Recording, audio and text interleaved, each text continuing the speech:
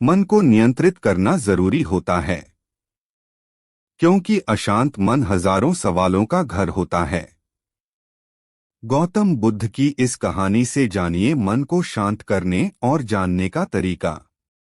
मन बहुत चंचल होता है, इसलिए वह अशांत रहता है, और मन में जब तक अशांति रहेगी, व्यक्ति हजारों सवालों से घिरा रहेगा। व्यक्ति को जब तक मन में चल रही सवालों के जवाब नहीं मिलेंगे, उसका मन अशांत ही रहेगा। लेकिन मुख्य प्रश्न यह है कि मन को नियंत्रित कैसे किया जाए और मन को कैसे समझा जाए। गौतम बुद्ध की इस कहानी में उन्होंने मन को जानने के लिए 6 चरणों के बारे में बताया गया है। शुरुआती 5 चरणों को जाने बिना आप मन को नहीं समझ सकते हैं। जानते हैं इस कहानी के बारे में। मन को जानने से जुड़ी गौतम बुद्ध की कहानी। एक बार एक व्यक्ति गौतम बुद्ध के पास गया और पूछा कि मन को नियंत्रित करने का पहला चरण क्या है। बुद्ध कहते हैं, अपने मन को समझने का पहला चरण है इसके द्वारा दिए गए लालच की व्यर्थता को देखना।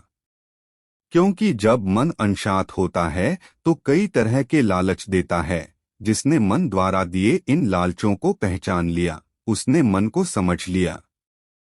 फिर व्यक्ति बुद्ध से पूछता है, लेकिन हमें यह कैसे पता चलेगा हमारा मन हमें लालच दे रहा है और वह लालच व्यर्थ है।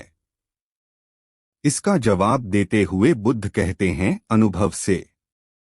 मनुष्य मन के लालच से जिस कार्य को अतिपूर्वक करता है, उसमें उसे हानि ही होती है, और हानि के बाद ही उसे अनुभव भी होता है।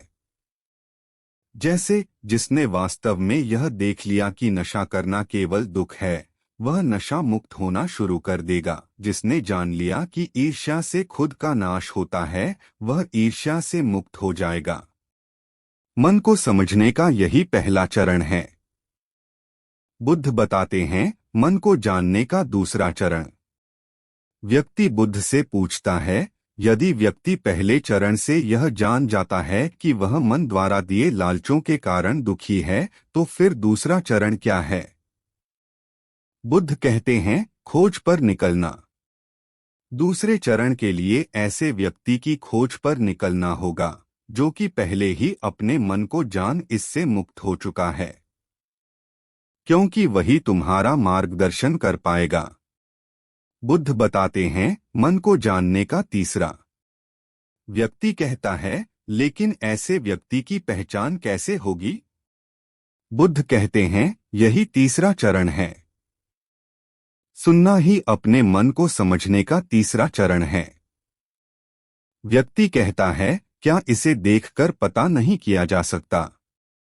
बुद्ध कहते हैं, देखने में कोई व्यक्ति बहुत शांत और अच्छा लग सकता है, लेकिन उसके मन के भीतर क्या है, यह उसके शब्दों से ही पता चलता है। लेकिन किसी की बातों पर तब तक विश्वास नहीं करना चाहिए जब तक कि वह तुम्हारे विवेक की कसौटी पर खरा न उतर जाए। चौथा चरण है कर्म करना।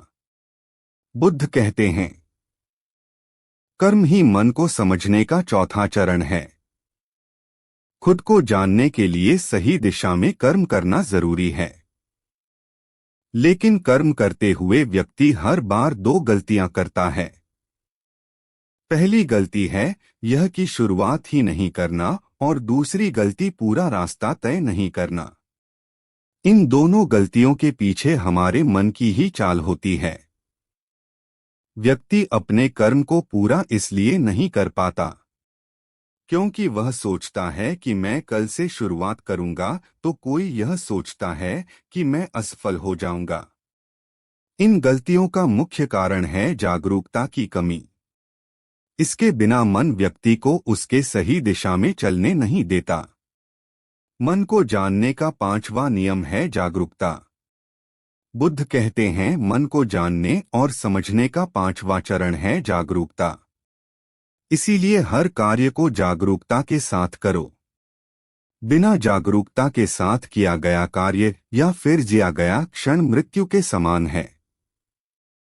व्यक्ति बुद्ध से पूछता है, अपने जागरूकता के स्तर को कैसे बढ़ाया जा सकता है। बुद्ध कहते हैं ध्यान से। ध्यान ही मन को जानने, समझने और नियंत्रित करने का अंतिम चरण है। यानी ध्यान ही वह नाव है जिस पर बैठ मन रूपी नदी को पार किया जा सकता है। जिस व्यक्ति ने इन शुरुआती 5 चरणों से ध्यान को जान लिया, उसने अपने मन को जान लिया।